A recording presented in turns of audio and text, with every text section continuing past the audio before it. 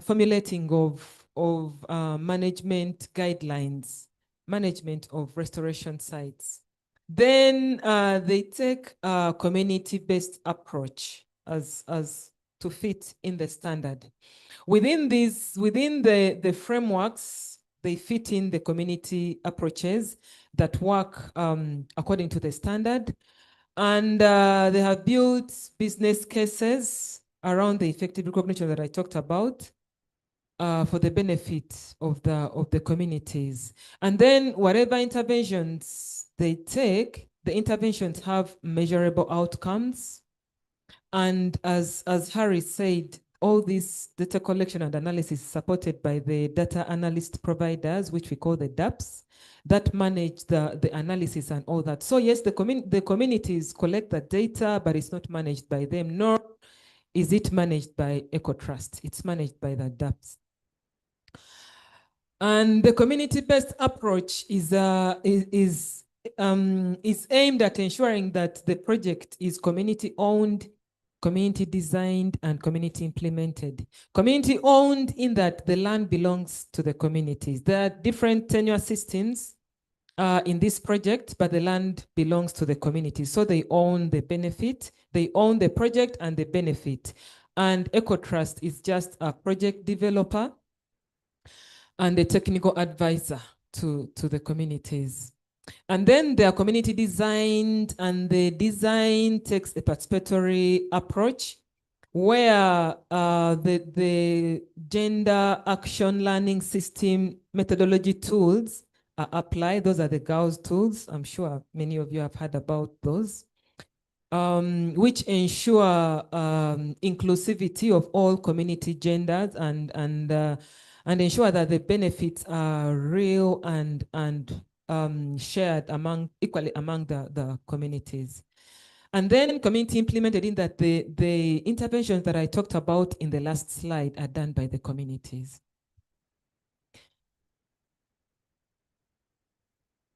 Are you sure? Yeah, so the basis of the project starts from the visions of the community. So because conservation organizations have their own aspirations when they're starting to work in a landscape, you have your own aspirations, but then you have the communities that are going to support you. So you align your aspirations to the aspirations of the community. So by discussing with the community and getting out their visions, you align their vision to what you want to do as a conservation organization, so that whatever the community does also satisfies your aspirations. So the project goes through this visioning process, which is a long process of the community spelling out what they want to do, where they are at the present, where they were, what opportunities they have, what challenges they have, and the milestones and actions that they want to do. And all this, it's a long process. We can't do it right now, but yeah, when we talk privately, we can take you through this process. So after all this, the communities come up with the theory of change with what you want to do, what actions, what are the milestones as we saw through the vision. The photo I showed you was the vision road journey. So the vision road journey gives you all this. So the communities develop the vision road journey with the support of the technical team. And then the technical team transcribes that vision road journey into a theory of change. Now, this is the project idea note that is required for a project. This is where the project starts. Like we are making a proposal, this is where the proposal starts. So this is the EcoTrust approach. That's how they develop theories of change for all the communities they work with, and then combined all this into the project idea note that is required by the standard. And then after the theory of change is developed and the project idea note is developed, then it's requirement for the communities to implement and then to monitor. So all that process, there are so many steps that I jumped in this, but just to highlight the key processes. There's training of the communities. As Harry presented, the standard requires automated biodiversity monitoring. So the communities are trained on how to do this. You train the communities based on what they understand. So the community their own monitoring programs, as this PV nature standard requires that you don't leave the monitoring that you are doing before you thought of developing a project. So if you are doing monitoring as a project, you can continue with that monitoring, but then overlay the standard requirements onto that. So the communities were doing the normal transect monitoring. So the only process was to overlay this requirement, the automated requirement, onto what the communities were doing. So they understood their natural resources, what they were monitoring. Then you add this to their monitoring, and then train them. First of all, explain what these gadgets mean. You know, they are not bombs or spy equipment, but they support the community. So you need to speak the language that they understand. They appreciate this. Through FPIC, the free prior informed consent, they accept you to use these gadgets on their land. Remember, the land belongs to the communities, not to you. So even for them to accept, it's a process. For them to accept this, to get trained, and then this to be on their land, it's a process. But it's possible because it's being done. And then the monitoring and all that is done by the community. So in quantifying the benefits, the standard requires a 5-pillar metric, which the DAPs use. So all this is done by the DAPs, the data analytic providers. We don't have to worry about that. All that we need to worry about is that the data that we are collecting should be able to give us the species richness, the species diversity, taxonomic dissimilarity, and habitat health and spatial structure. So this makes the 5-pillar metrics. The species richness is just, in simple terms, how many species, how many species have been recorded. The diversity combines the species with the distribution and abundance within the site. The taxonomic dissimilarity just disaggregates how different the sites are depending on the species that have been recorded in the sites. The habitat health is just how in the tropical forest, we just say how green the forest is. The poor forest will be brown, but the greenness will tell us the health of the habitat. These all have details of calculations and all that, but I don't want to go through that right now. We just need to understand the processes. Otherwise, we can discuss the details. And then we have pillar 5, which is the habitat spatial structure. Now, this one measures the connectivity. The more connected the habitat is, the higher the integrity. So we have to measure the connectivity of the site as well. Now, pillar 4 and 5 are assessed through satellite imagery, but pillar 1, 2, 3, the data is obtained from what the communities monitor. And then when you combine all these, you get a multimetric. A multimetric is one figure which determines how many certificates you're earning in that year.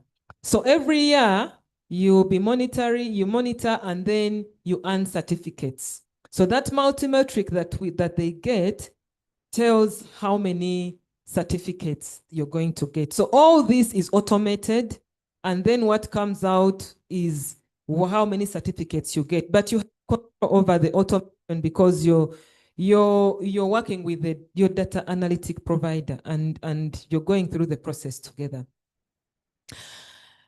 And then after we get the certificates, now the certificates will determine the money that you get. So how many certificates will determine how much money you get. The certificates, the cost, the price is not as straightforward as the carbon credits. The carbon credits are how many trees, what's the species, sure, you have your money. It's a straightforward calculation.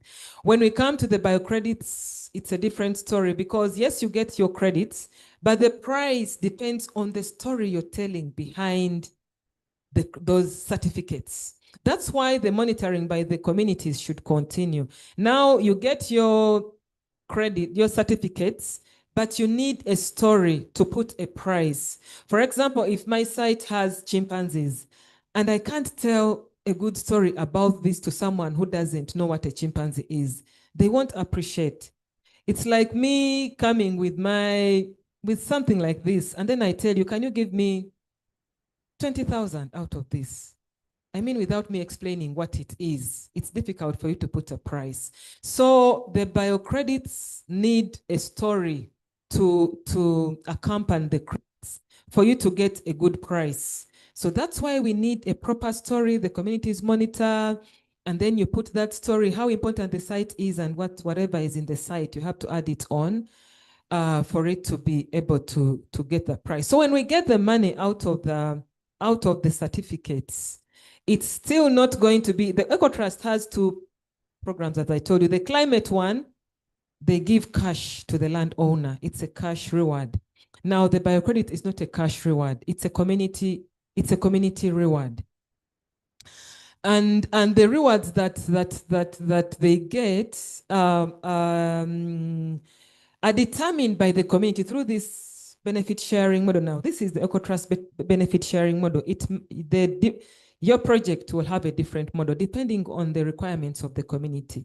So the money that comes out of the credits is planned to do restoration work.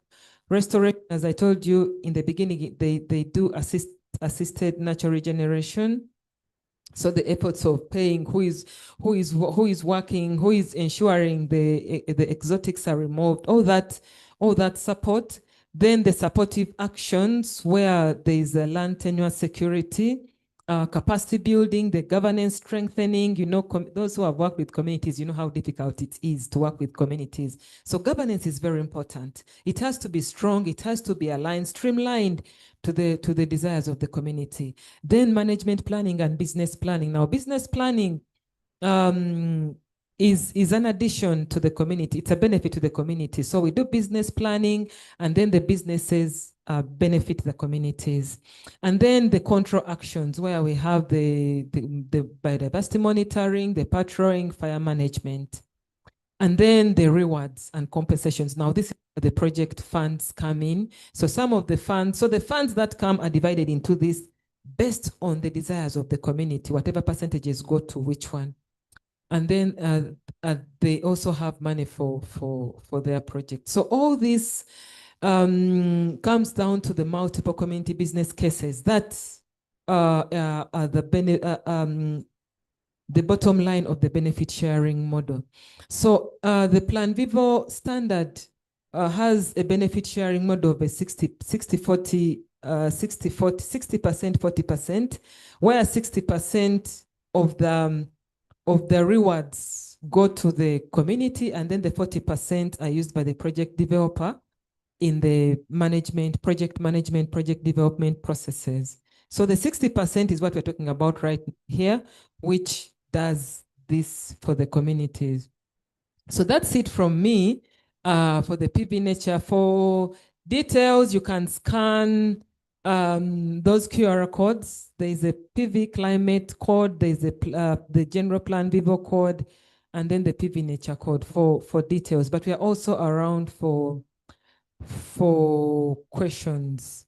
So right now, I'm going to stop here, and then I welcome a few questions at this point in regards to PV Nature before I invite my colleague Adrien to take us through the PV climate section. And Adrien will introduce herself and her team when she comes. So we'll welcome any questions, any comments. I don't know whether we have comments online.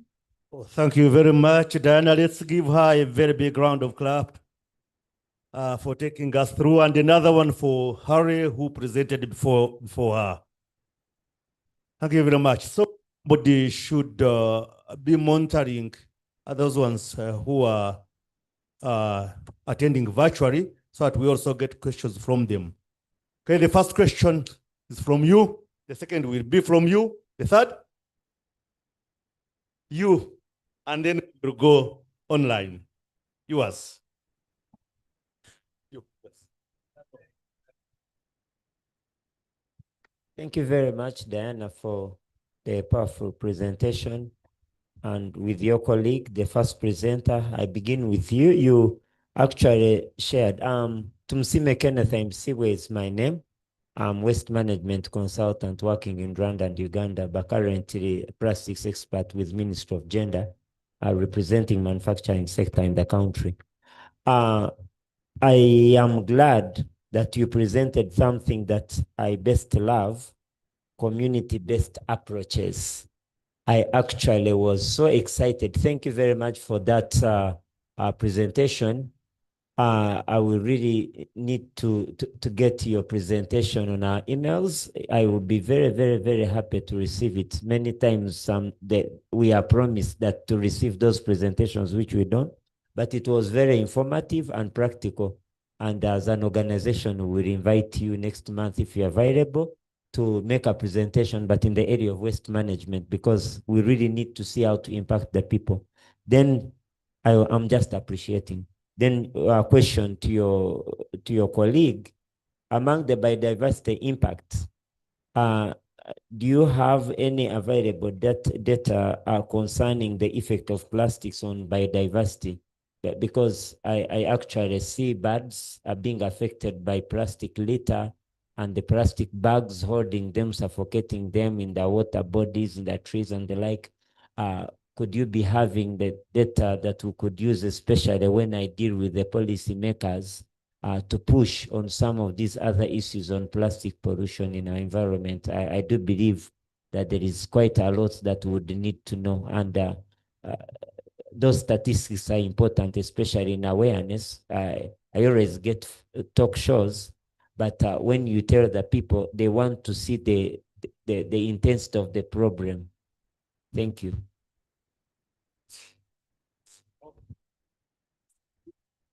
Thank you very much, Dr. Diana and dear colleagues. I would really want to understand.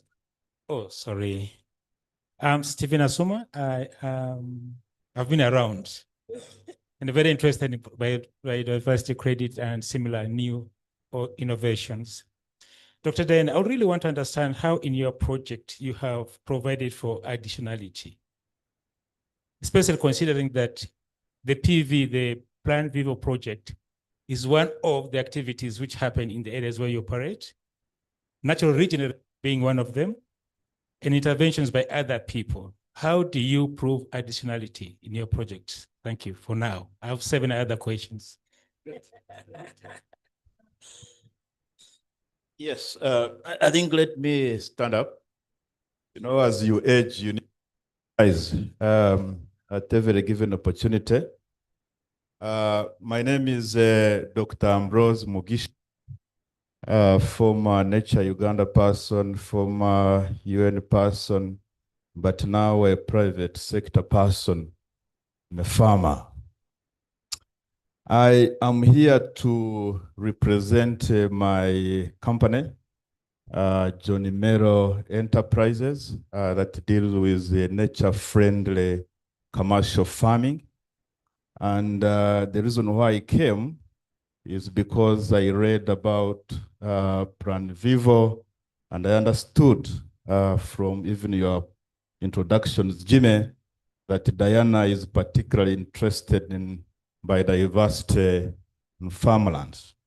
And that's why I come in. So I have just a particular question, pointed one for you, Diana.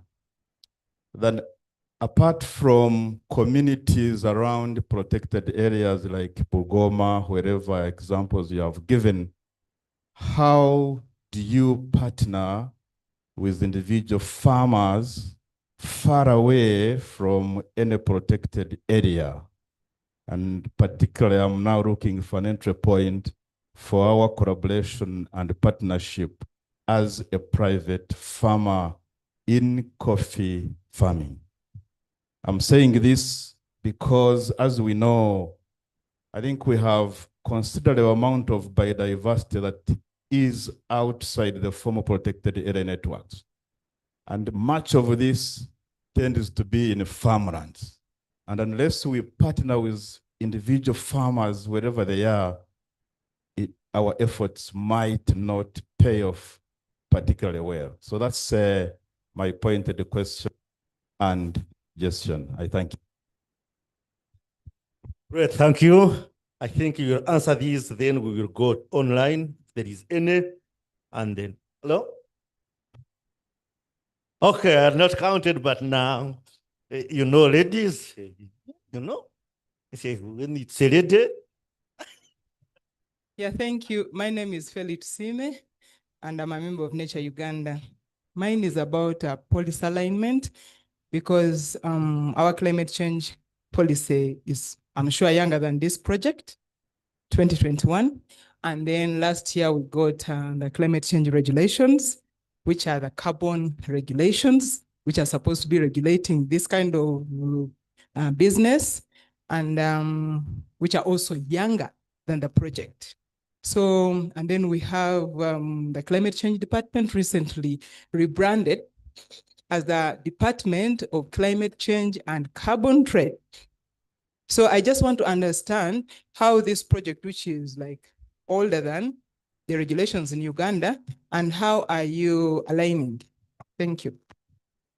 If you didn't ask this, I think I would have asked it. The regulation is younger, the project is old. How do we deal with it? Can she first handle? Then I will come. I will come. Okay, thank you very much. The first one was to Harry. So Harry, at the end, I'll let you answer that. I'll first say thank you to the appreciation by Kenneth. And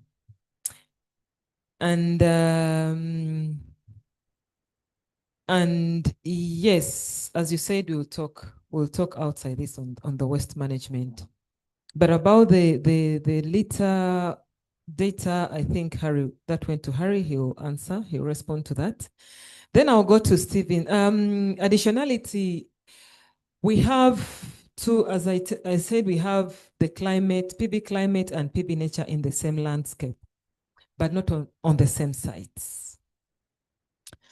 So first of all, we have the PV climate is on farmland, agroforestry, woodlots, plots, those farmlands.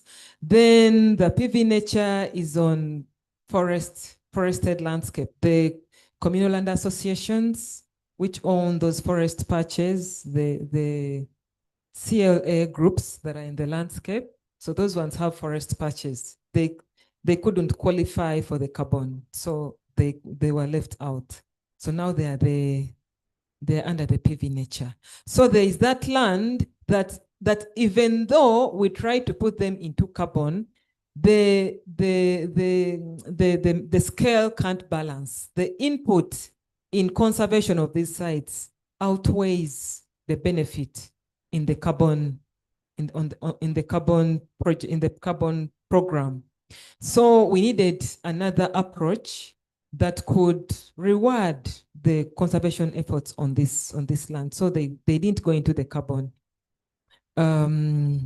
So and then we have the wetland conservation group. So there are those forested patches that weren't in the climate project.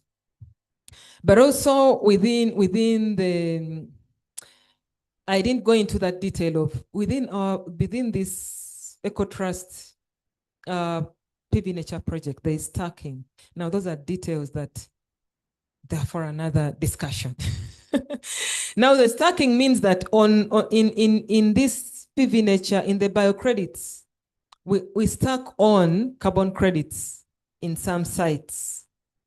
Now, within the sites that weren't included in the carbon program, there are some sites that qualify that can also go in that can earn carbon credits, but they are stacked within the biocredits project. Now, these are areas that in additionality, in trying to answer your question on additionality, these are areas that, for example, need active planting within the sites that are under biocredits. So in this biocredits project, there is no active planting. There is assisted natural regeneration.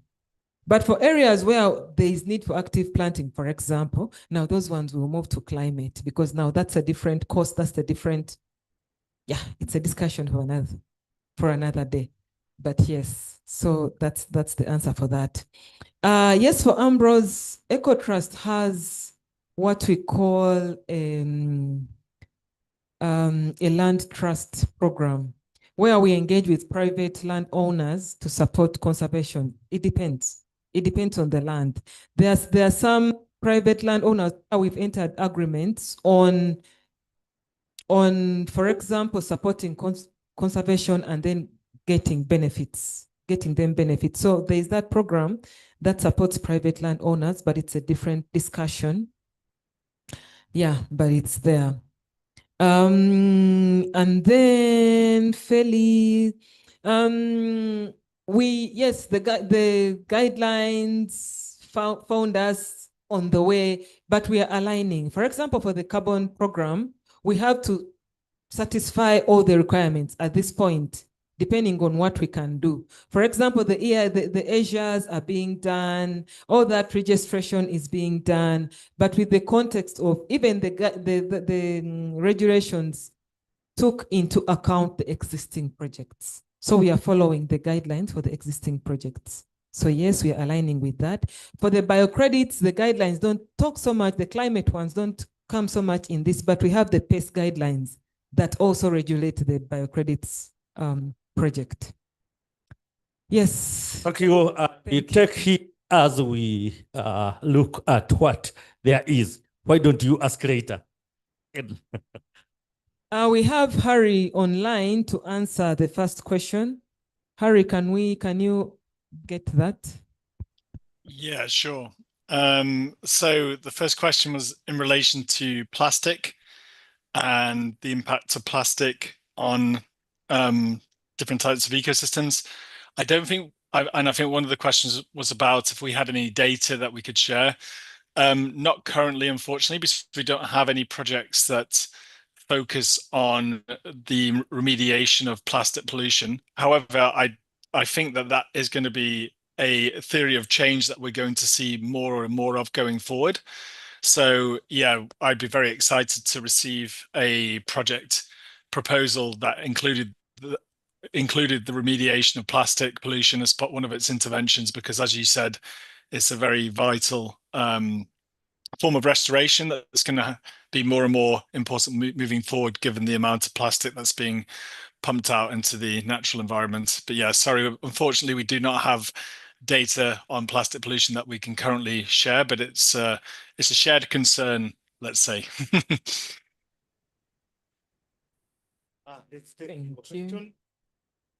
Thank you so much.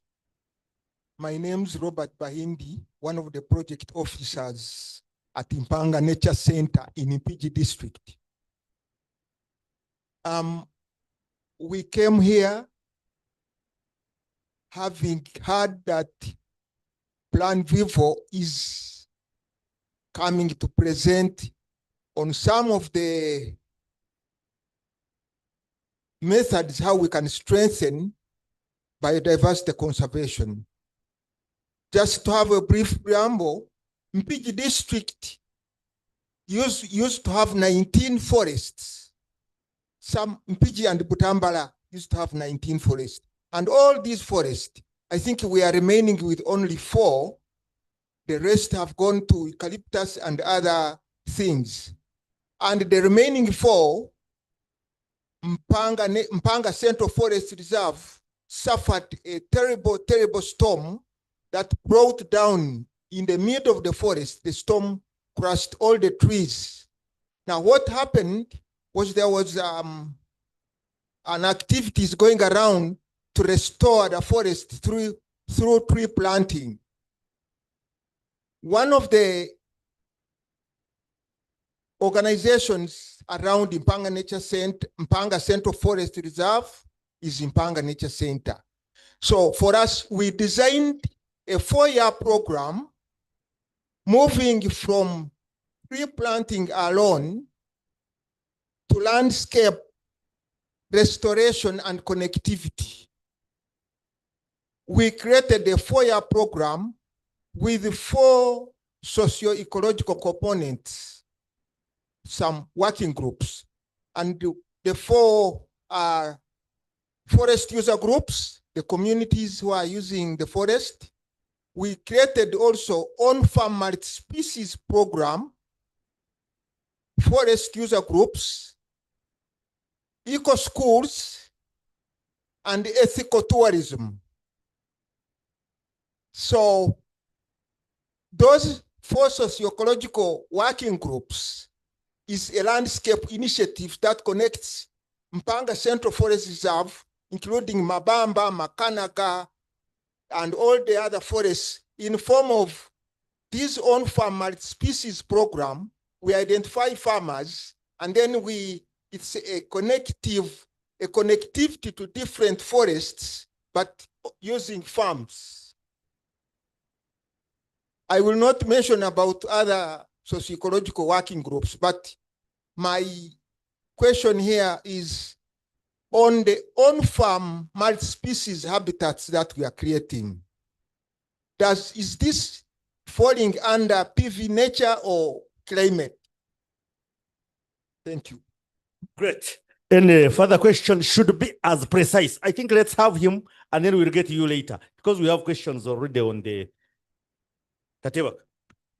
Yes, sir. Asante. Let me be brief. And good afternoon, everyone. Thank you, Dr. Diane. And thank you, Ambrose, as well. You're welcome. It's been long since we met. We are all retirees of NatureUganda. Good to meet you. They said I should be brief, but it's very difficult to be brief on complicated analysis like this. Let me begin with the question, then I give a justification why. So far, the world is in the period of ESG, and it is being complicated every other day.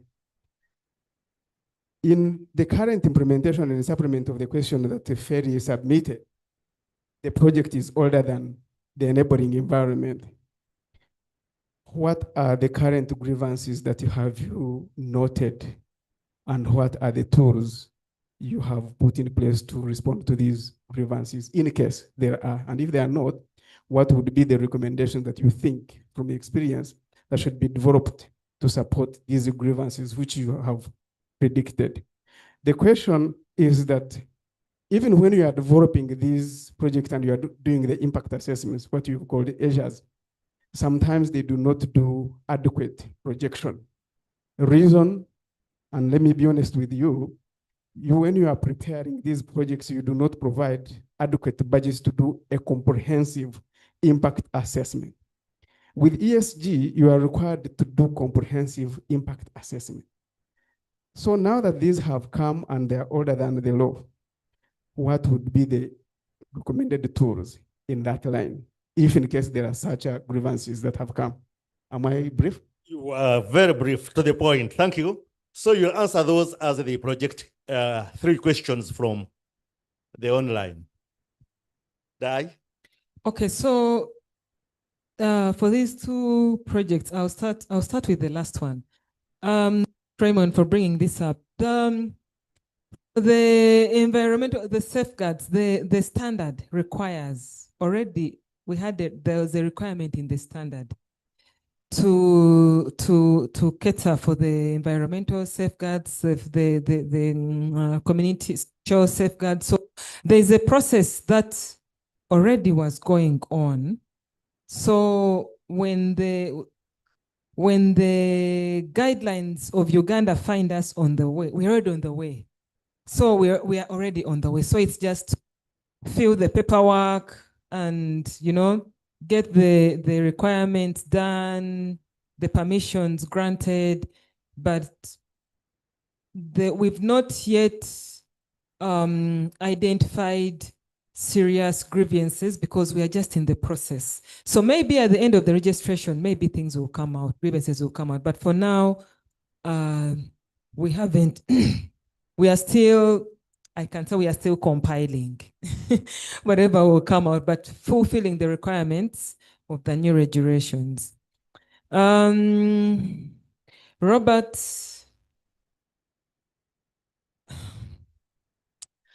your project, as I told you initially, whether it's a PV nature or PV climate depends on your visions, on the community needs.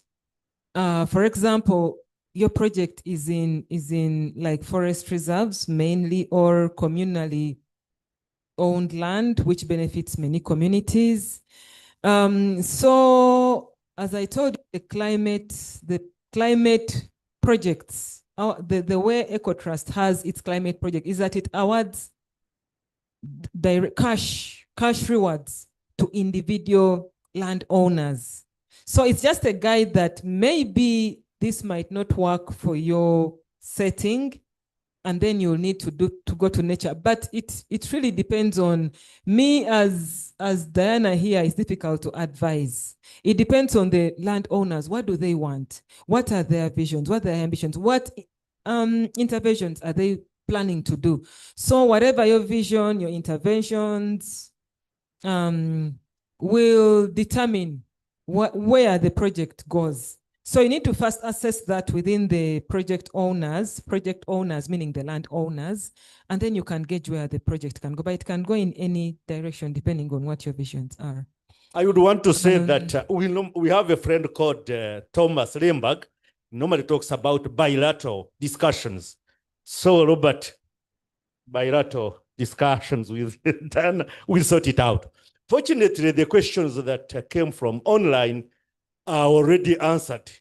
So the answers are provided, and I can see the question asker has acknowledged that she got the answer. Okay. So we won't waste any time repeating the questions. Yeah, for any further questions, we can have the questions at the end, at the real end after the PV climate team. So can we please bring out the PV climate presentation? Can we share that? And then I will invite Adrian, my colleague, to come and take over for the PV climate section. Thank you. Let's give her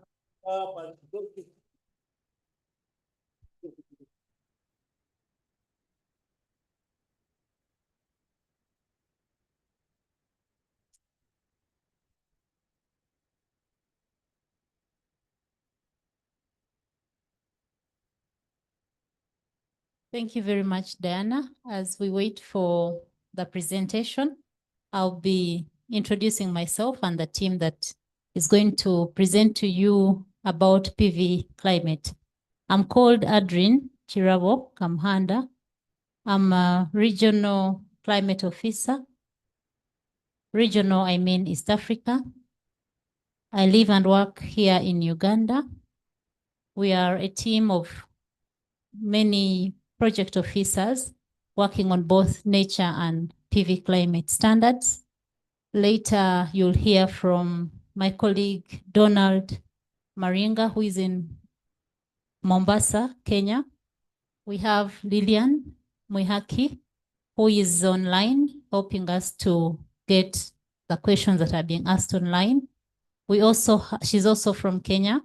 Then we have Tanya Tawa from the southern part of Africa. So I will present a high-level overview of our PV climate standard.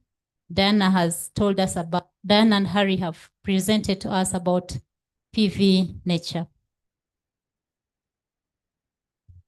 Our standard is made up of 3 approaches.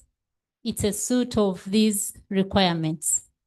We have the project requirements, which are a set of criteria that we use to assess projects during the design, but also the operation stages. We have a methodology requirement.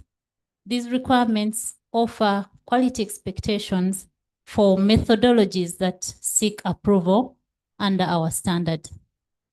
We also have the validation and verification requirements, which we use to assess projects during independent third-party audits at the various stages, whether it's validation or verification.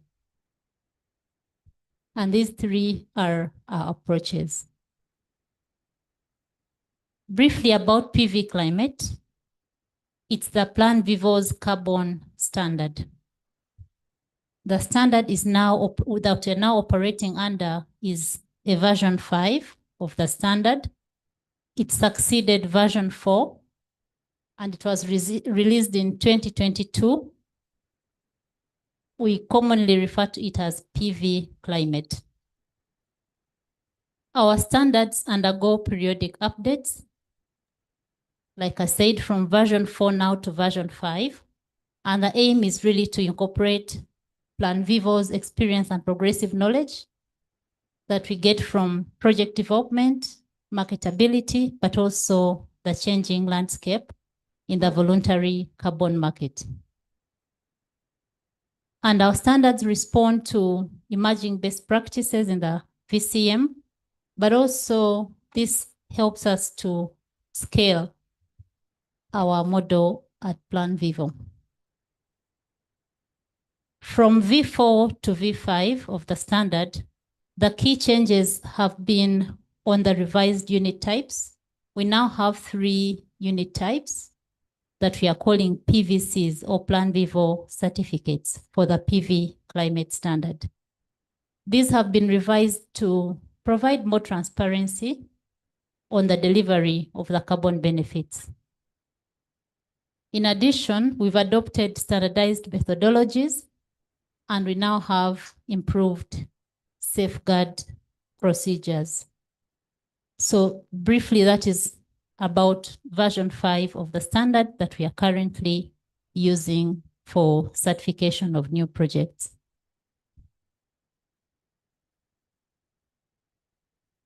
These are the key requirements in detail. We have the project requirements, like the previous speakers have talked about. Stakeholder engagement is key at Plan Vivo. Every project must make sure that free and prior informed consent is sought before projects are certified. We have strong social and environmental risk management requirements that projects must adhere to. And they should have a theory of change, strong monitoring plans, as well as they must adhere to our unique benefit sharing mechanism, where 60%, at least 60% of the sales of the revenue from the sales of the carbon credits is directed back to the local communities. We also have strong methodology requirements that ensure our aim at achieving additionality, and also ensuring that projects used approved accounting methods. And lastly, the validation and verification requirements. So projects that seek to be certified under PV climate version 5 have to undergo an assessment to make sure that they have all these requirements in place in the design phase, but also during the operation.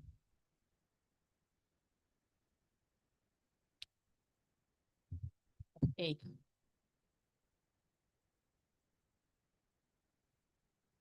Wow. Oh.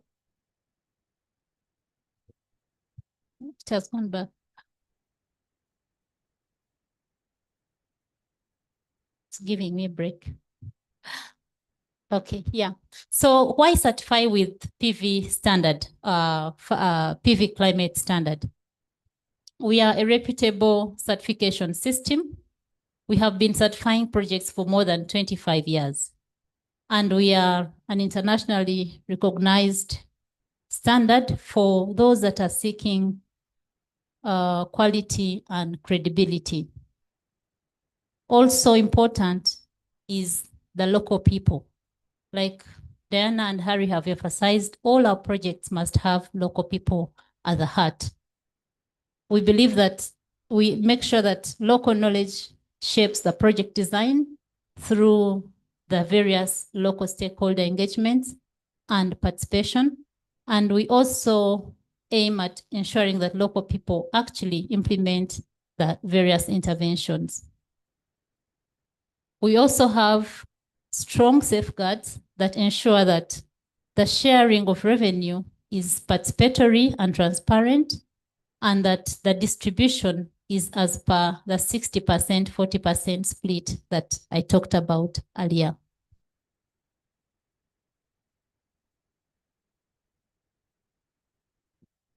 With our PV climate standard, we believe that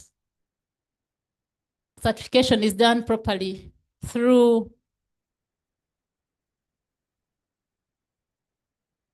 the way we deliver our measurable, but through the way the projects deliver measurable and meaningful benefits, but also through ensuring that whatever the projects are doing are leading to high integrity of whatever credits that they're selling to or bringing to the market under the PV climate standard.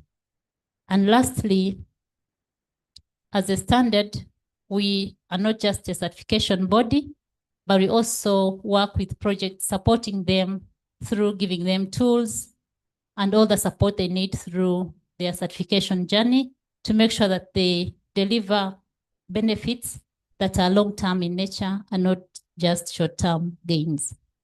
So that's in brief our practical, holistic and proven approach that makes PV climate a standard that enables projects to deliver high quality or high integrity carbon credits at the end of the day. And now, recently, our PV climate program has been approved as under the ICVCM's CCP, that is the core carbon principles. What this means is that for all interventions or all our projects that are going to apply the different interventions under this program, and those that will apply the methodologies that will be approved as CCP approved methodologies, they will generate credits that have a CCP label. And that means that buyers can easily differentiate those credits from other credits on the market, because that will mean that credits that have this label will represent real, verifiable climate impact based on latest science and best practices. So having this accreditation means a lot to PV climate and our PV climate projects and those that will take on the approved methodologies. For those that would love to be certified beneath the PV climate standard, this is a summary of the certification process. Projects or developers are invited to provide to us. We have an eligibility check that we give to projects, and that helps us to see if their interventions, the land and tenure of the communities, if the participants are indeed in line with what Plan Vivo is supporting. And if the project is eligible, then it goes ahead to prepare and submit project idea note to us. This is internally reviewed at the Secretariat. And once that is approved, then the project goes to develop what they call a project design document. The PDD is internally reviewed still by the Secretariat, but also it undergoes a third-party technical review and a public consultation.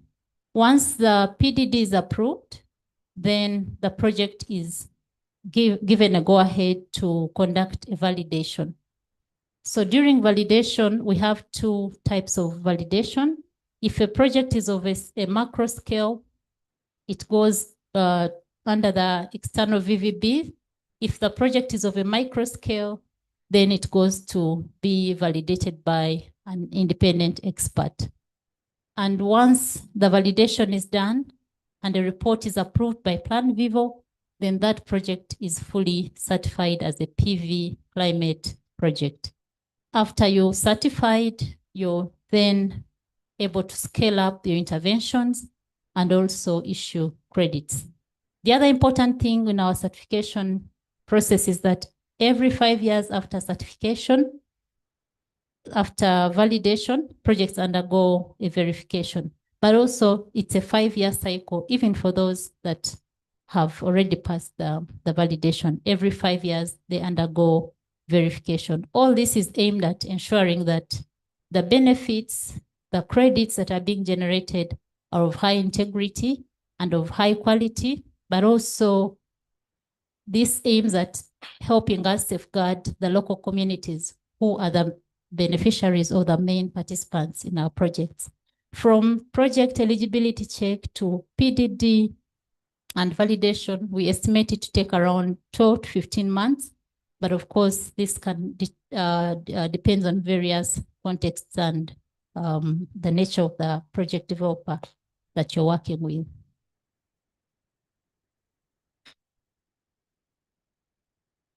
Lastly, I would like to share with you a brief about our impact so far as PV Climate. So far, we have directed more than $50 million to local communities. Like I said, Plan Vivo's projects are projects that are implemented, if I can use the word, by local communities. The main project participants are local communities and smallholder participants.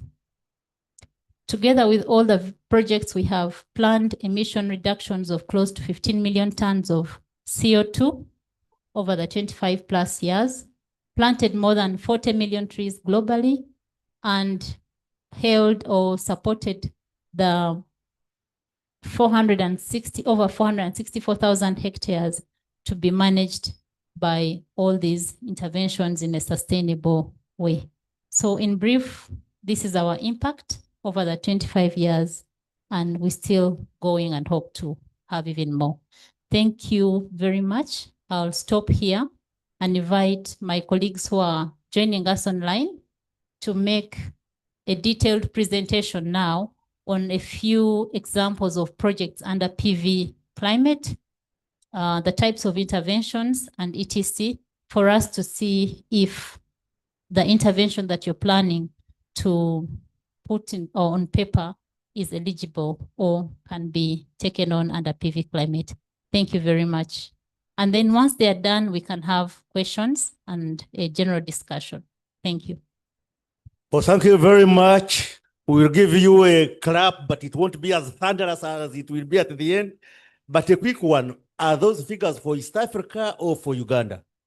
No, those are the global figures. Global? Yes. Okay. I think they are coming on.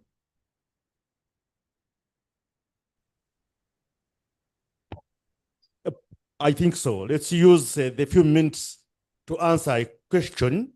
And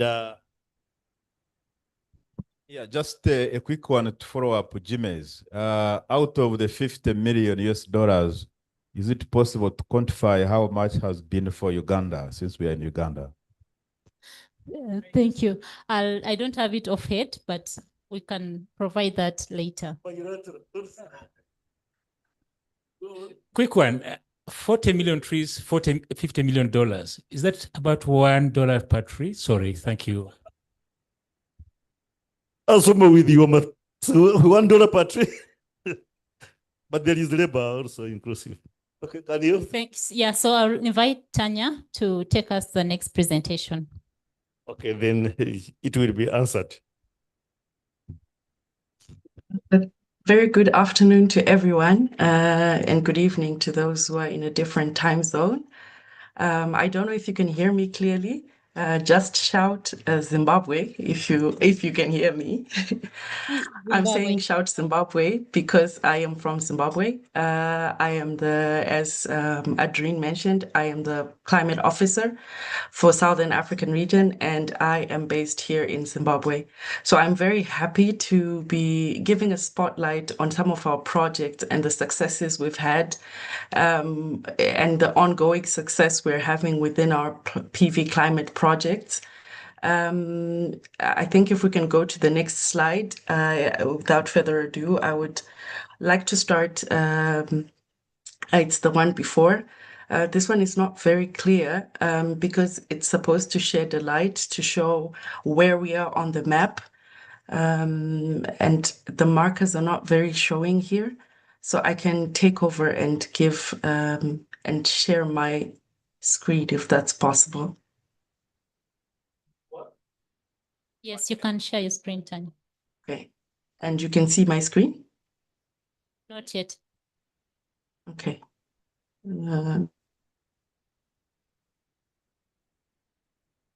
I will stop sharing and start again. Because I think it would be great for us to see.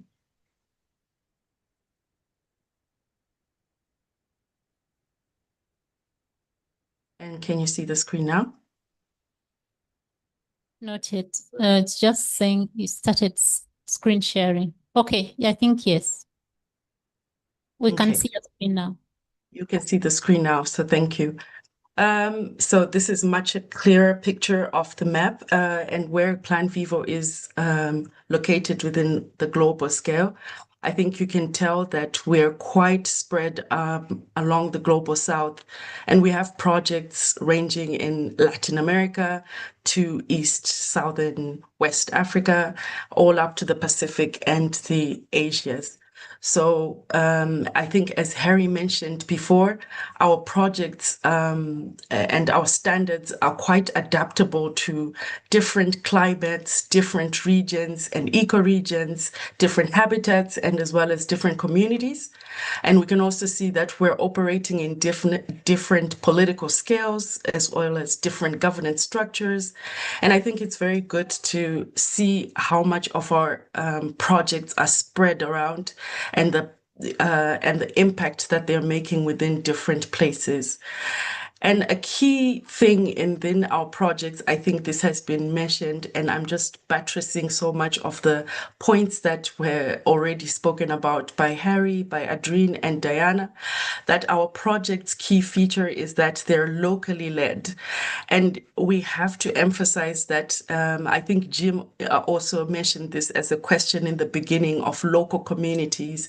I think it is great to recognize that local communities are the really spearheaders of the projects in which we have our projects. And the reasons are varying. And I think a lot of times we're being asked, why do you really focus on the community and local aspects? And it is to recognize that Indigenous people and local communities have so much efforts within our projects, and they own about 10 to 50% of land globally, although this could be disputed based on formal land recognition. But it is also to recognize that the areas in which they dwell are concentrated areas of high biodiversity, and also that despite them contributing the least towards climate change, the local communities are quite vulnerable in terms of that, in terms of climate. And so as climate and nature markets, we owe this obligation in order to recognize the efforts of the local communities that are surrounding our projects. And also, I think I heard another question that talks about smallholder farmers. We also have smallholders that manage around 10% of agricultural land, and they're very much involved in our interventions. I think I will speak about the interventions just after this, just for you to see some of the example of interventions that are occupying the Plan Vivo climate space. But I think to also I keep echoing the things that my colleagues have already mentioned, that we really focus on a participatory approach rather than traditional top-down approaches. We allow the communities to be responsible and the ones to work with us because they are responsible for the lands in which they dwell, and they have the approaches that we utilize within our projects in order to bring project successes. So we have various participatory approaches, and we talked about the free prior informed consent, and I will just dive a little bit deeper afterwards. But it is good to see that the local communities, and to echo that the local communities are the efforts amongst our projects, and they're bringing successes in the project. So within the project interventions of Plan Vivo, we do have 3 different interventions, and projects vary with depending within these interventions. We have protection, restoration, and improved land management. And within the protection space, we are making sure that we're reducing deforestation and degradation. And that's where we see most of our projects that are focusing on protecting forests. And as examples, we have the Yada ARC project. We also have other projects, but I'm just giving these ones as an example to see a highlight of some of our projects within the PV climate space. And they're protecting about 110,600 hectares and working with different, as I mentioned, that we have different local communities. And so it is very good to hear out on how they practice their protection and working together with communities. And in this case, the Yada ARC in Tanzania works with the Tatonga pastoralists and well as the Hadza Gantarers in northern Tanzania. We also have another great project, the Khasi Hills, that is also covering a region in Meghalaya in India, and they also cover about 27,000 hectares of community-owned forest protection within that project. Outside of that, we also have restoration projects. So ecosystem restoration projects also cover blue carbon projects. The picture there that you see on top of the restoration project, I think it was the world's first blue carbon projects. That's the Mikoko Pamoja project in Kenya. And we also have another example of the Tahiri Honko in Madagascar, which is also one of the world's largest restoration projects that is regenerating up to 1,200 hectares of restoration and also supporting 12,000 plus people. So you do see that so much of our communities are being involved in these projects, and without the local communities, the efforts would really not be recognized, and we would really want to appreciate the efforts of the communities that lie behind these projects. It also doesn't just stop within the blue carbon space. We also have Miombo enrichment projects, and this one is Kukumuti in Mozambique. That is also across the Sofala province, and I think it incorporates about 6 indigenous communities that work within the Sofala province and are supporting within that space. We also have improved management projects. We have one of our big projects, which is TGB, which is Trees for Global Benefits in Uganda, and that is also supporting quite a large space of smallholder farmers, so supporting 12,000 plus smallholder farmers, and also and we see examples of other different climate smart approaches being done by Apatana in Kenya, which is supporting 170,000 smallholder farmers, which have different adoption practices such as water harvesting and other farm-specific land management plans.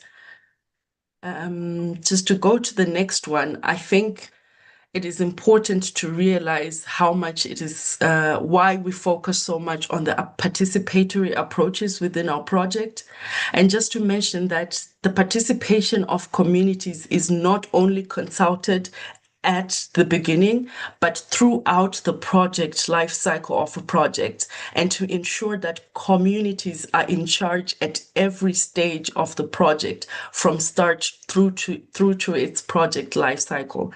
And because of that, we see so much of community-led design and monitoring within our projects, where, for instance, in the Apatana, the 170,000 smallholders are actually co-creating individual farm-specific action plans, of course, with their project developers and project staff.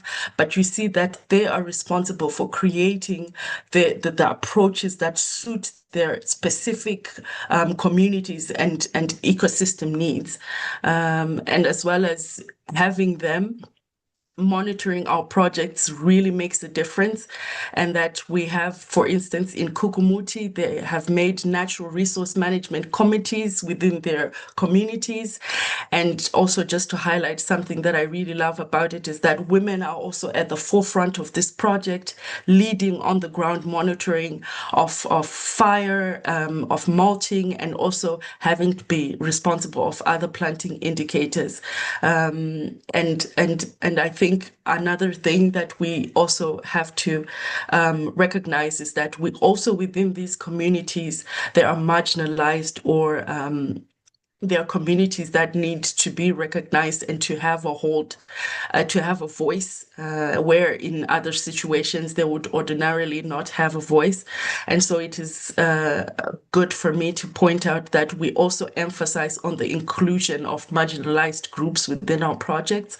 For instance, in Cameroon, that we have this shared decision making and ensure that communities have a say and a voice. And usually what you see within different projects, and this happens even in most of our projects, that they have community meetings, they have meetings that also have stakeholder meetings. I heard a question that talks about how do we deal with being an older project, and then how do we translate that to new policy. So we also emphasize so much on stakeholder engagement. So we engage even people from the governmental space, chiefs, local chiefs as well. They're also involved. So we ensure that not only marginalized groups, but everyone, all the stakeholders present, are also engaged throughout the cycle of the project. And I think this buttresses the next point, that we have FPIC, which is free prior informed consent, that we make sure that at each stage of the project, the participants or the community members are involved. And a good example is the one of the Yada ARC, where they even went a step further to create a certificate of customary right of occupancy, and this even allowed them to give them a legal land title, which also would be a supportive system for them when they receive their benefits. So I think this just goes on to say that we have seen so much efforts from our local communities, and because of that, we've seen so much of, as Adrien mentioned, so much of tons of CO2 and so much of impact and successes within our projects. So I will stop here, and I will allow Donald to give a little bit more details on what we see within our land titles, and that are varying between different countries and spaces, as well as the benefit sharing within our communities and outside of course, the CO2 carbon that has been sequestered. So over to you, Donald, and thank you so much for having me. As Donald comes on, let's stick to time. Only 5 minutes, and then we get back to the audience. Only 5 minutes, Donald. Seriously. All right. Thank you. Thank you, and welcome all to this public talk. And yeah, my section is quite brief, and I think 5 minutes will be more than enough to run through it. So I am Donald Maringa. I am based out of Mombasa, in Kenya. And I am project officer, East Africa, supporting Plan Vivo's East African portfolio of projects, climate projects. So basically, land rights and benefit sharing, I believe this is one of the key elements that sets Plan Vivo apart from its peers. Because one, Plan Vivo is developed across different land tenure system, community land, public and private lands. And all projects that are mounted on the standard engage in sort of agreements with the project owners, whether they're communities, whether it's public land, using existing governance frameworks. For example, in Kenya, on community land or public land, you have the Participatory Forest Act and the Community Forest Associations, which allow mounting of such projects in terms of shared co-management and co-governance of resources. So for private lands, predominantly on projects such as agroforestry, where small farmers are aggregated together. So basically, it allows projects across all those different land tenures and supports and allow different interventions on those particular management regimes. And the other bit also about Plan Vivo as a standard, it safeguards the community rights to user rights, access, and carbon credits. So what that means is that the project owner retains the rights to carbon credits, and it goes ahead to ensure that benefit is shared across 60-40 split, where the landowner who could be by the community or a public stakeholder or private gets 40% in either cash injections or support in terms of implements or inputs or livelihood activities or social economic development projects.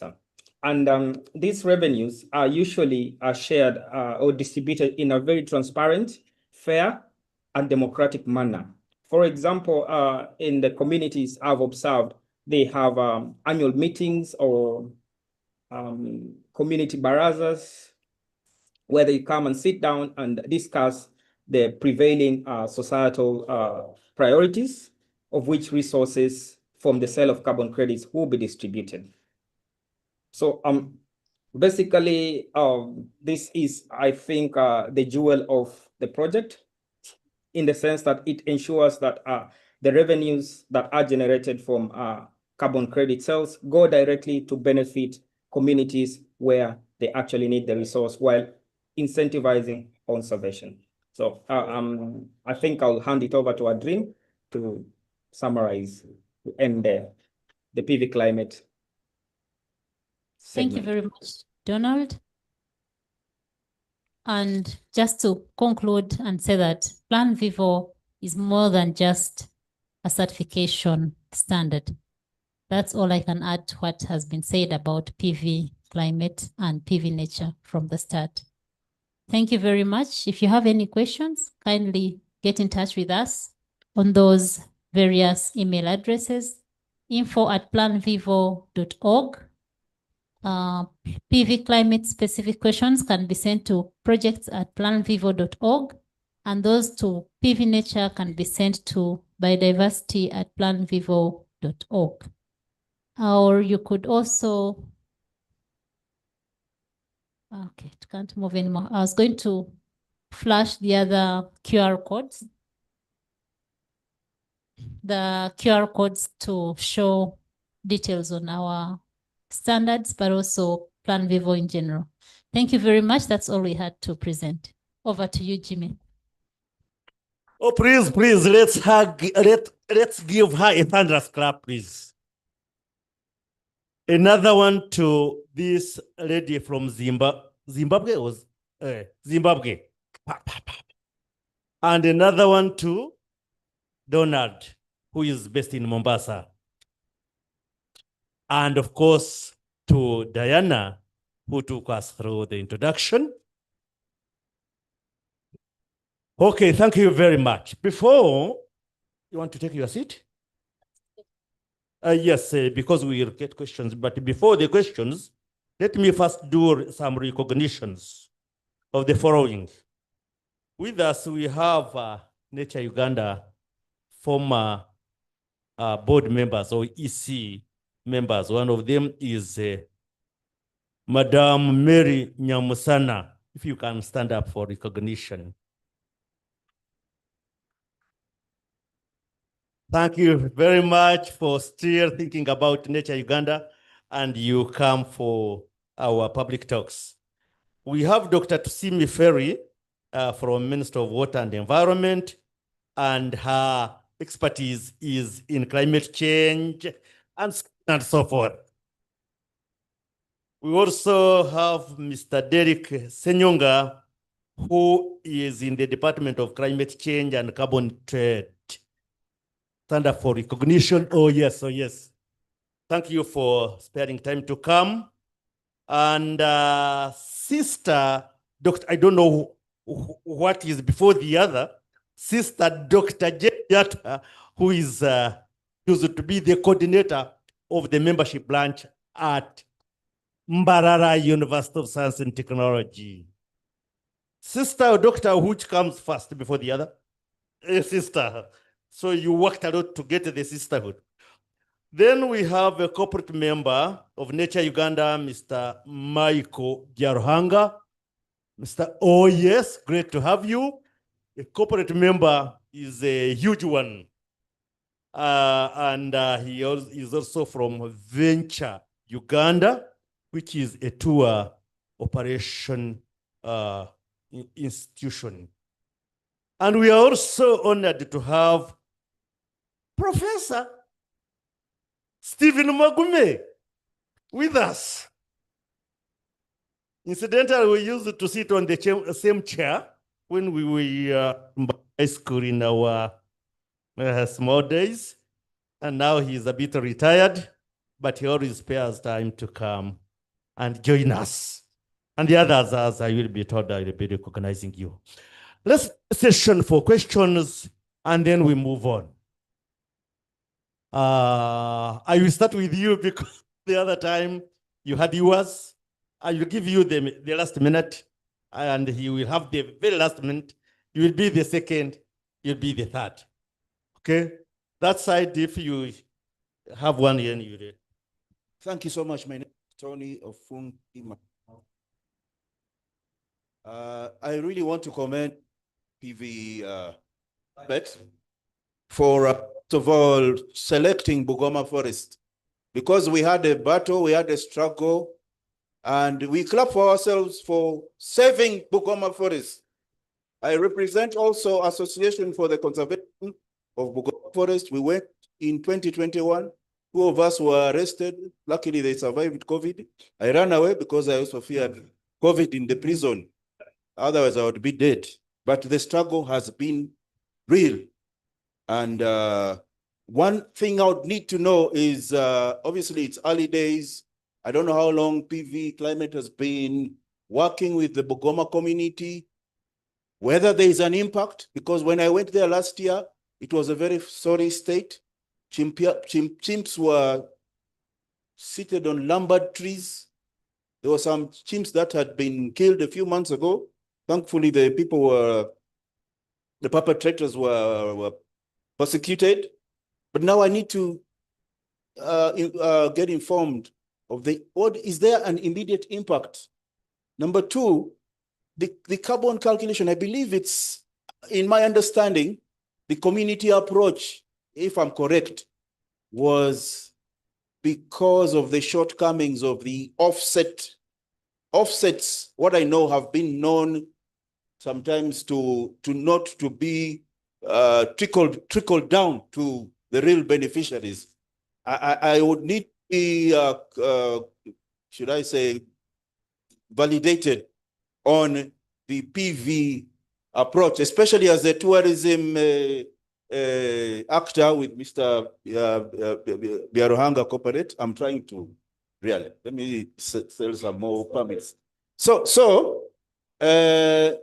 And then more so that in the industry, we have to align to what they call the Green Claims Directive of the European Union, whereby we shouldn't be seen to be claiming what we are not doing.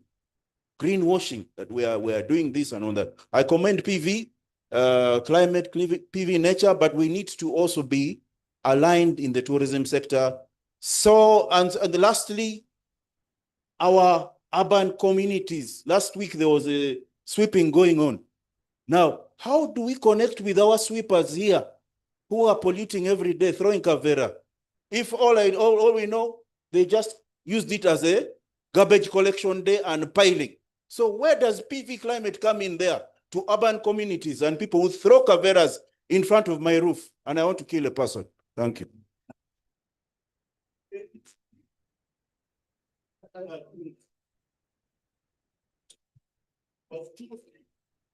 Okay. Yes, good afternoon, sir, and thank you for the presentation. I'm called Abraham. Yes, we're into the hospitality industry, especially tourism.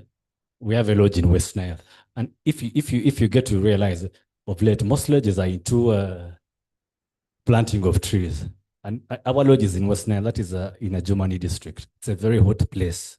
We've embarked on a very serious campaign of planting teak trees, neem trees, because some of them are very resistant to the weather. So what plans do you have in place that you can work with some of those facilities? Because of later, we are pushing the drive of planting trees. And then secondly, she talked about the madam from Zimbabwe. She talked about 12,000 farmers from Uganda who have benefited from this project. So get some clusters to understand how they are, which region and which region of Uganda, which part of Kampala or anywhere else. Thank you so much, madam.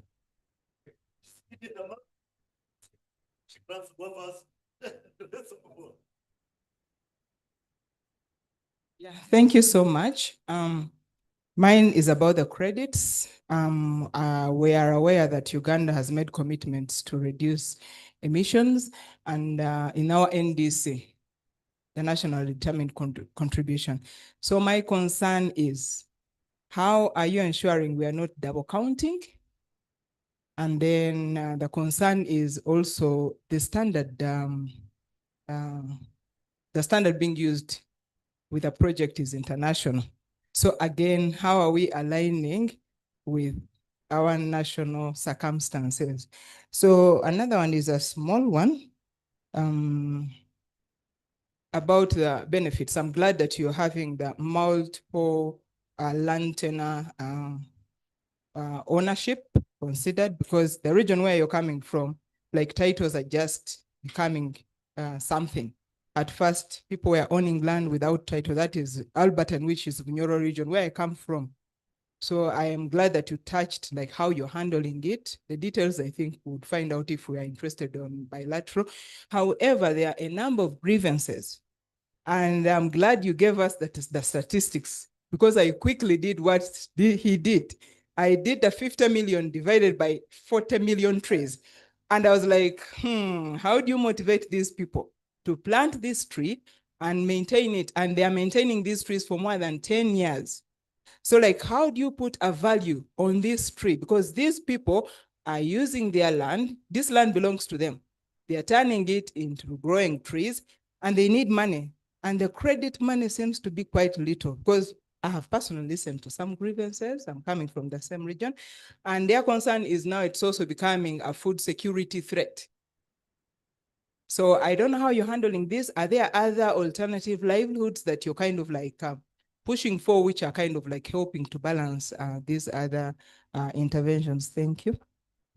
I'm sure you will in the regulations. If it's not yet there, I had pointed to, so 1 second and a half. Not even a second, but mine is, my name is Blasio, and I'm from Images of Uganda. But I want to talk about him, and him, I've talked about Bugoma. Last week, I went to Bugoma, specifically take pictures. I'm a forester by profession, that's not important, but I love nature.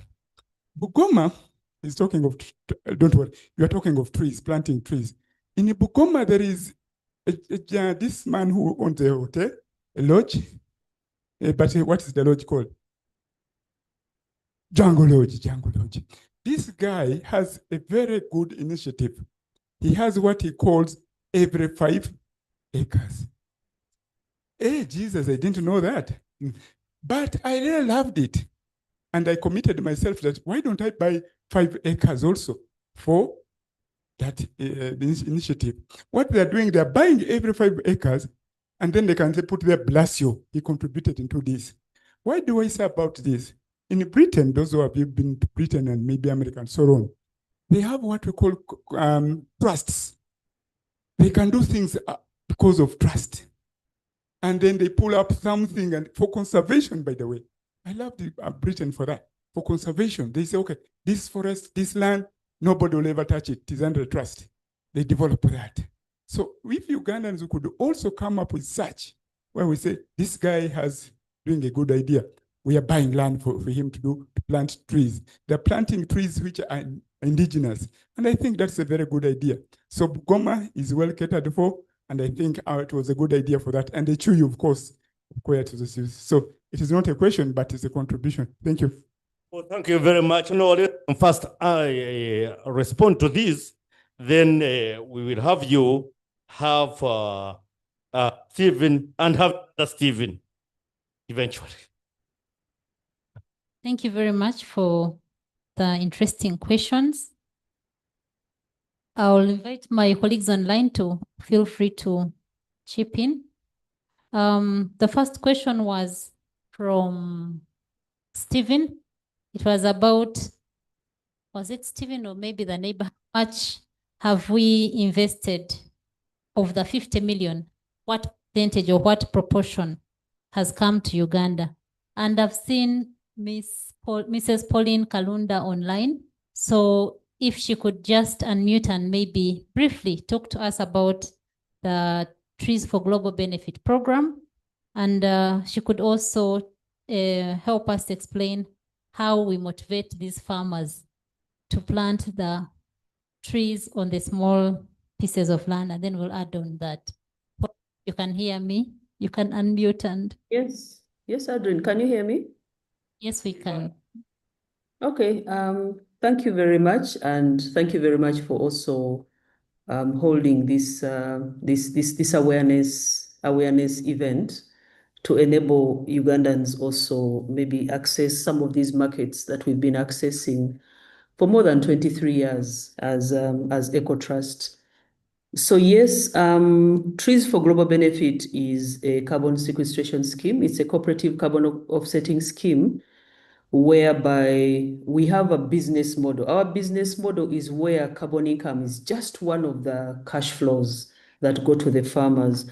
I like what's my friend's name? It has gone out of my head. I saw her say, you can't pay that little for trees. And therefore, our business model is based on landscape restoration as a business.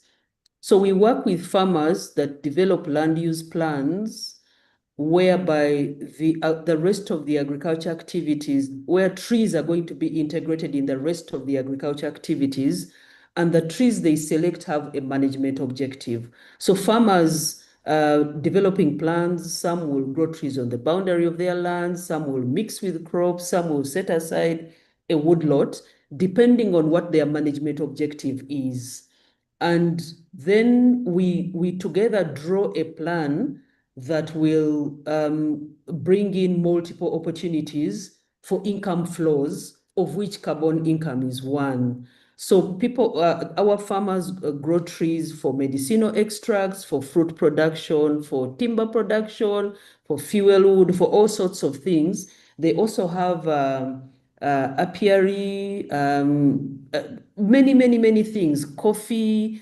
It's all part of an integration. So it's a land use change project whereby I'm growing beans or maize, and then now I introduce trees in the beans or maize. So at the moment, we are working with about 56,000 farmers in 5 landscapes: Mount Elgon, Renzoris, around Queen Elizabeth, around Murchison Falls, and then last year we extended to northern Uganda. So by the end of last year, we had been issued with about certificates worth 7 million tons. We had sold about 4 million or thereabout, and we had mobilized about 30 million US dollars in those sales. So we give the money to farmers in performance-based installments, and the farmer owns 60% of that income, but they receive it in performance-based installments over a long period of time. So at the moment, we have so far delivered about 12 million US dollars into these different communities. These are communities that have set up many businesses, because, for example, the money that we send down it goes through circles. So in the communities have been able to set up their own circles. And also they've come up with other financial products within those circles. There are circles that have health insurance as part of the business they offer.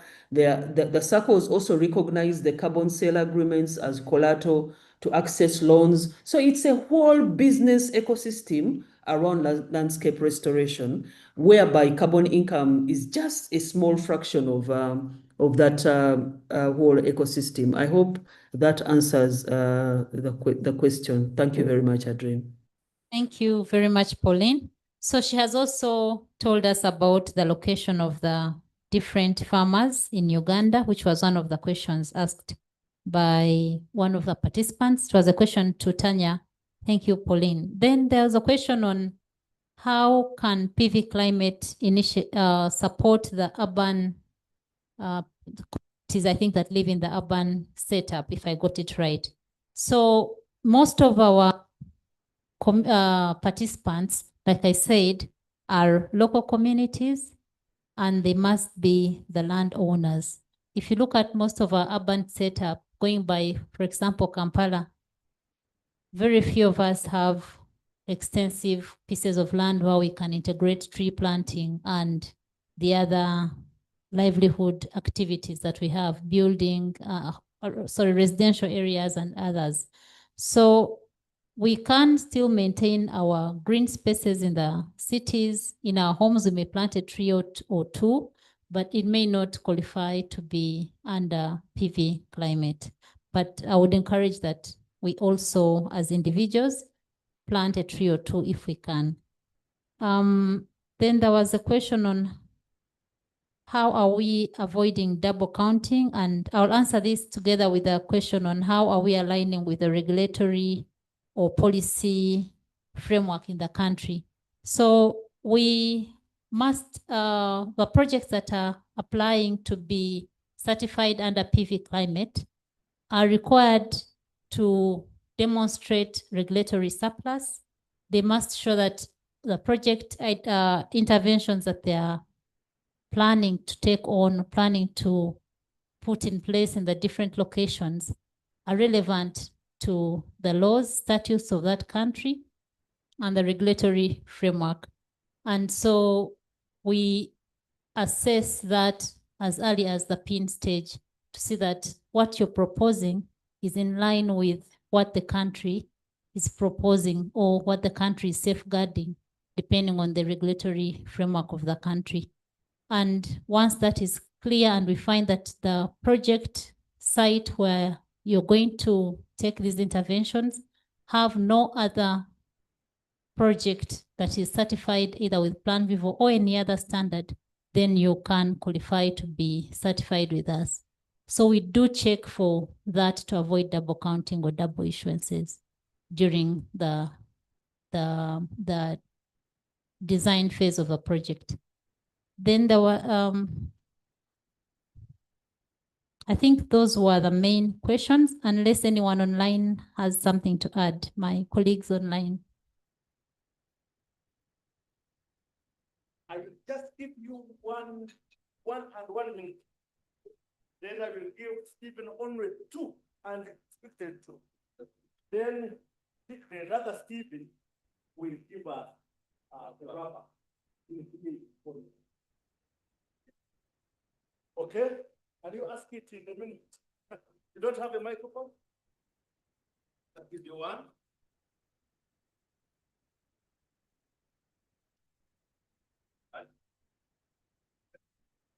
Thank you so much.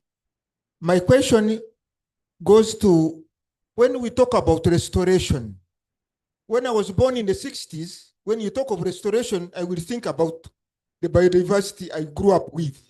The boy born in the 90s will think about restoration of the existing species he or she was looking at. Now, there are people who were born around 1500 in Mauritius, they saw the dodo.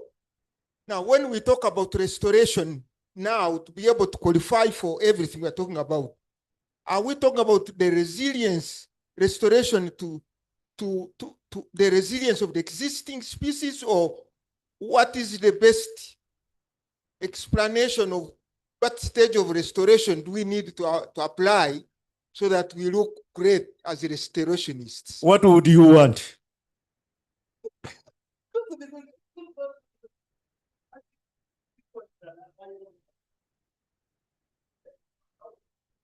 What they are worth, not what there is right now.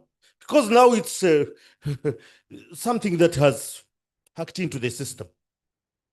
1 minute, and you say your thing? Okay, thank you. My OB from senior 1 to senior 6. Ladies and gentlemen, thank you for gathering at this place this evening. Mine is really to complement the presenters, especially so with the new focus. The new focus being to conserve, to derive benefits from nature since the beginning of time, but additionally getting income as motivation and incentivization.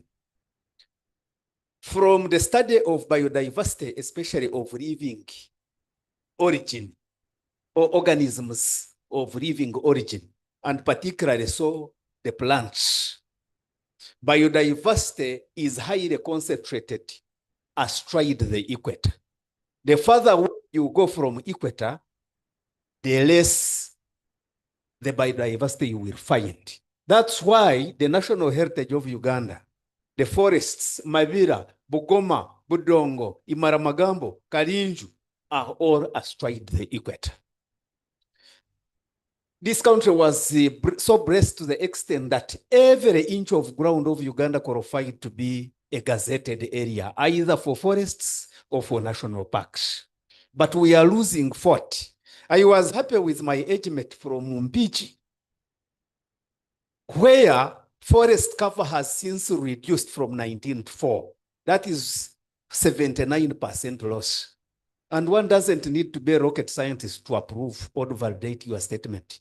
When I came to Makerere in 1990, from Makerere Hill through the entire circular radius, it was all a forested zone. All that is gone, to the extent that somebody going to Kampiringisa the other day had to go past the route to Kampiringisa. Reason, the natural forest, broad lift, water laving had all been finished, and it was all eucalyptus, and he couldn't get the bearing until she was guided back to go to Kampiringisa. That is the picture of how worse we have gotten. Ladies and gentlemen, incentivization. Recently, I wrote an article and I promised to give it, send it to Ahimsi with my OB.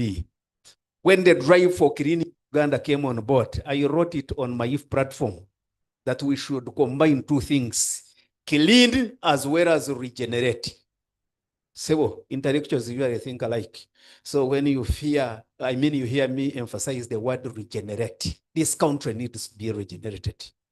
Otherwise, if not, this is the second polluted skies over a city in the whole world. So let us integrate. And the good thing when you go to colonization of organisms, especially of animal origin, wherever comes a forest or biodiversity of living or of plant origin, biodiversity of animal origin will also follow suit. It is that interrelationship. And my concern also, as I wind up, you talked about that you are more inclined to smallholder farmers. In Kenya and Tanzania, they have what we call conservancies. In Zimbabwe, I was happy to listen to a lady from Zimbabwe, and she's proud of being a Zimbabwean. They even go to the extent of what they call game ranching, and ranching as so big animals as elephants. But here, since nature overprovided, we have lived as if nature will remain like that. So we have to recover nature, and I was happy with Mr. Fungi when you fundamentalistically sounded to be in arms with anybody that is destroying the environment. I was trained by Professor Funadura. I had been tuned to that level of fundamentalism in defending nature. except that the sinners against the environment have overwhelmed me, and as I age, I'm sort of withdrawing. But I should testify that this evening I'm renewing my effort towards the cause. And as we conserve nature and incentivize, let this message move across. And if we should not confine ourselves in boardrooms of this kind, next time we should have to hold such a meeting at the Ministry of Agriculture headquarters, since we are an agricultural producing country that exploits natural resources of all forms.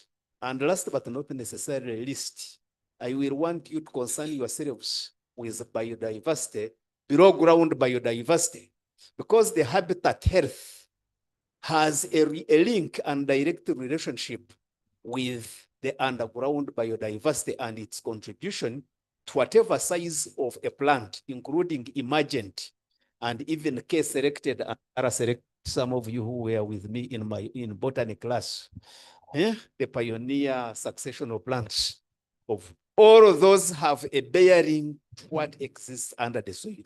And unfortunately, and especially in urban areas of Uganda, all the beautiful soil is carpeted under these things called tiles, pavers, excess of which are used stone at university students who are carried home in coffins.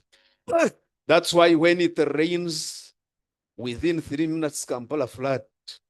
And it is not flooding simply because it is the era of climate change. It floods because the atmospheric space is either a roof and any other space on the ground is paved and carpeted under a lot of concrete. Ladies and gentlemen, we must have to bequeath our children and their children a beautiful land.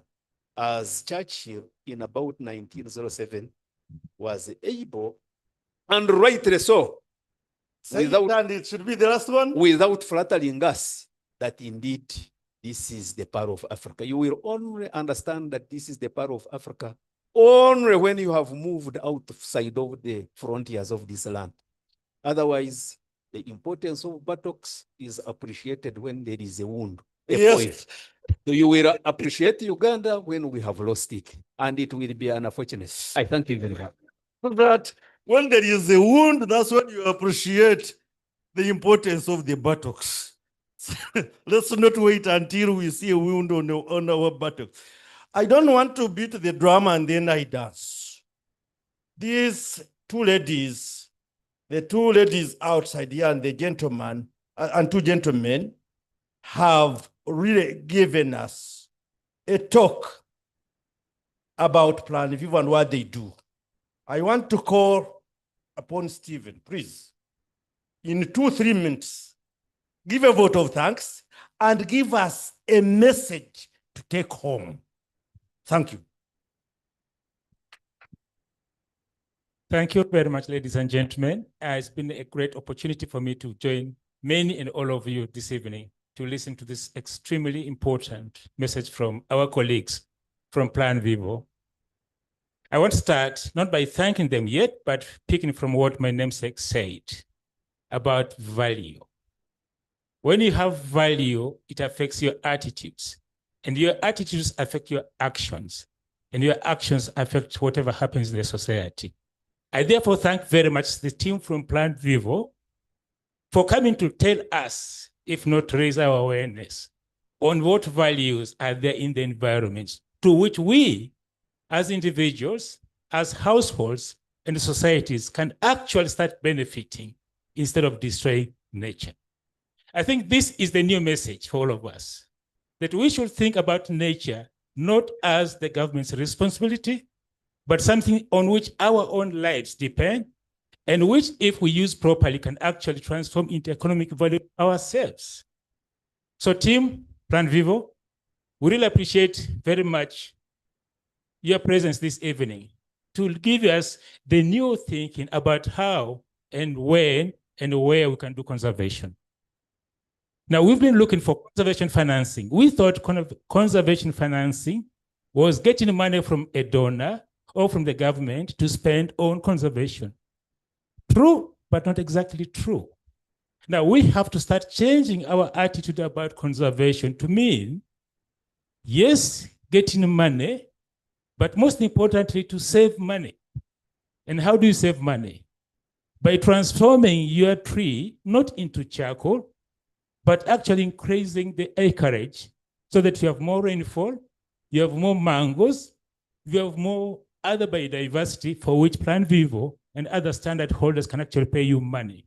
I think, ladies and gentlemen, without much ado, that for me is the message that we should take back home.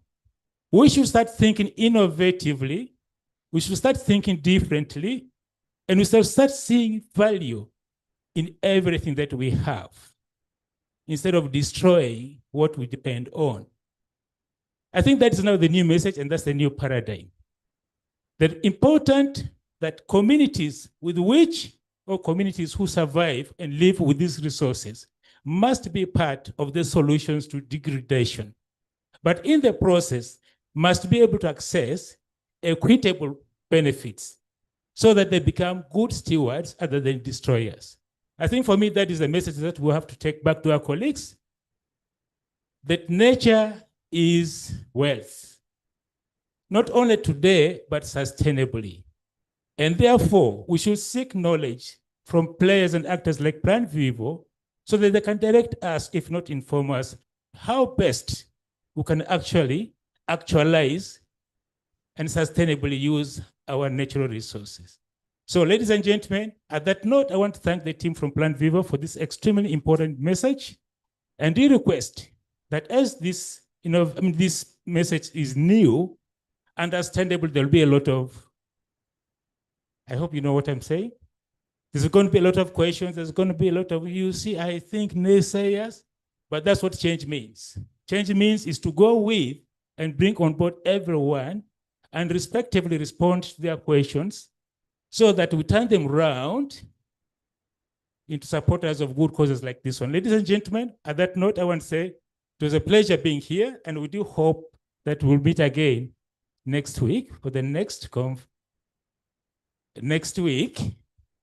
awareness raising on Plan Vivo, and especially the new way of doing conservation, innovative ways of doing conservation. Thanks very much, ladies and gentlemen. Great, thank you. I think I would have missed a lot without hearing from you. Before I make the final announcement, I want to thank the online participants. I don't know what was the total. 55 people were online, listening and sending in messages and sending in questions that these people were responding to. They were not only responding to our questions here, but also to questions that came through the online membership. We thank you. I hope you are listening to us, those who are still around. And I thank you, but I want to thank you again for being with us right from the start up to the end. NatureUganda has another membership event. Quickly, can you tell us what it is and when it is?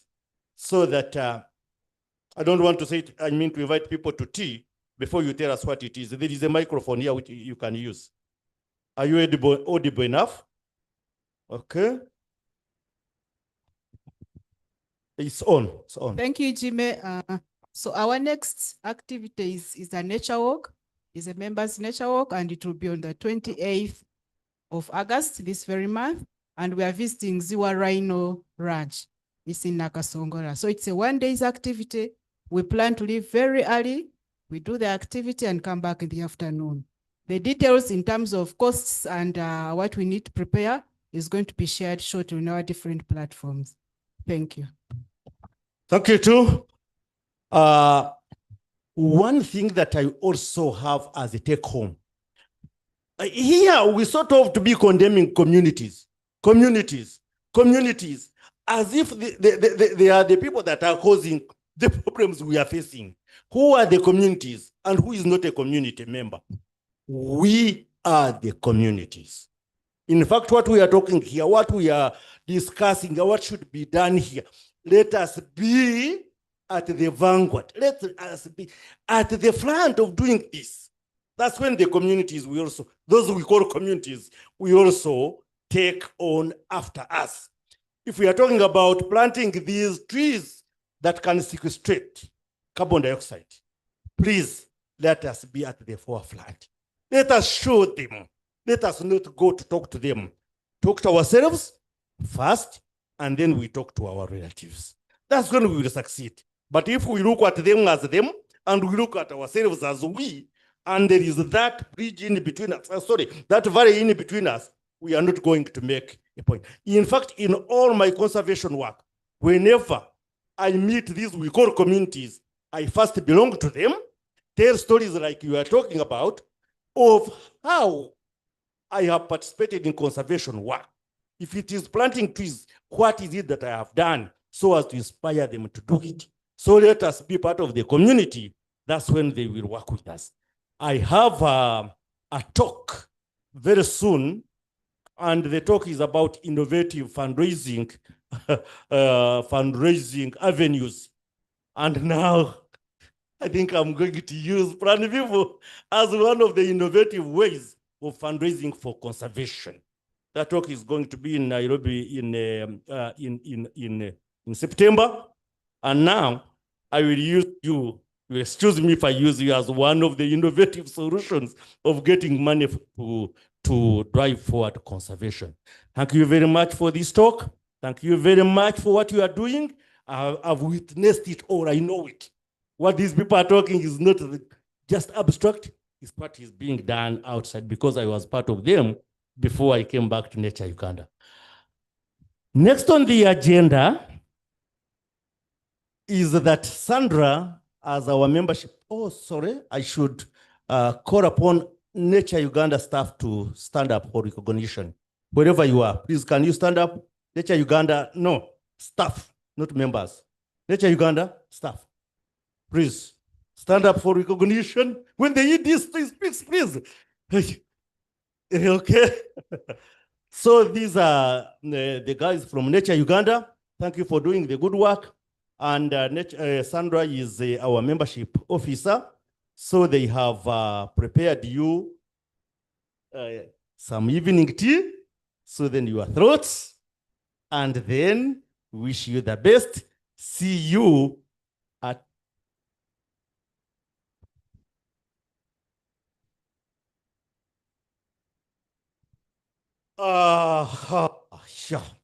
you see, in my language, they say, omusijire anaba okuguru kumwe. When you are a representative, there are some things that you forget. I don't know why I should have forgotten to say that the tea we are going to take is courtesy of Plan Vivo.